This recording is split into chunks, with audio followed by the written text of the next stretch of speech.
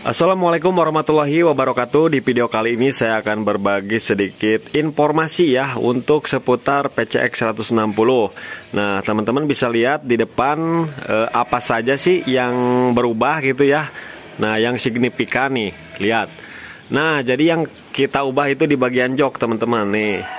Jadi joknya udah saya papas ya. Yang belakang kurang lebih 1 cm kurang lah ya. Yang depan juga 1 cm lebih nih kalau yang depannya ya. Yang depannya lebih dari 1 cm, sedangkan yang belakang 1 cm kurang berapa ya, 9 mili sampai 8 mili gitu ya jadinya. Nah, si jok yang belakang ini sejajar dengan cover behelnya ya, tuh sejajar, tuh sejajar. Yang tadinya kan lebih tinggi segini ya, nah sekarang sudah sejajar. Kemudian yang depan juga jadi lebih pendek yang ininya ya. Kalau yang orinya kan segini. Nah, jadi saya akan bahas kekurangan dan kelebihannya nih. Ini saya sudah melakukan papas jok. Untuk jasanya aja 30.000. Beda daerah, beda harga juga ya. Kadang lebih murah, kadang lebih mahal. Nah, kekurangan dan kelebihannya. Untuk kelebihannya, si motor ini jadi lebih slim ya, lebih keren tentunya ya ketika kita papas jok. Kalau menurut saya, gak tahu kalau beda selera. Kemudian kelebihan yang kedua, si motor bisa lebih pendek ya. Jadi kalau buat teman-teman yang kurang tinggi itu nggak bakalan jingjit karena kurang lebih ngurangin 2 cm ya, 2 sentian. Kemudian yang ketiga, si kulit jok jadi lebih kencang ya, tuh lebih kencang. Kalau bawaan pabrik kan si kulit joknya itu ketika kita dudukin itu kendor ya, kusut kelihatan. Nah, jadi itu kelebihannya. Nah, dan untuk kulit joknya saya masih gunakan yang ori ya, karena kita cuman papas busanya aja. Nah, kemudian untuk kekurangannya, kalau kekurangannya ini jadi lebih keras teman-teman, tuh si kulit joknya busanya kan dipapas ya, jadinya dikit, jadinya keras, itu minusnya ya. Tapi nggak apa-apa kalau saya keras, itu nggak masalah ya, karena pantat saya udah tebal, udah tahan panas ya. Kalau dari segi kenyamanan ya emang kurang nyaman karena keras. Nah, jadi seperti itu untuk kekurangannya ya teman-teman. Cuman satu aja kekurangannya, jadinya keras. Kalau untuk tampilan semakin bagus ya, itu menurut saya ya. Jadi lebih slim tuh, teman-teman bisa perhatikan ya. Nah, jadi lebih slim. Jadi lebih nampaknya lebih keren lah kalau menurut saya. Gak tahu menurut teman-teman. Nah, dan kalau misalkan teman-teman gak mau mapas jok yang orinya, teman-teman bisa beli joknya langsung yang sudah model selancar ya, yang sudah anti jingjit, pokoknya ya udah ceper.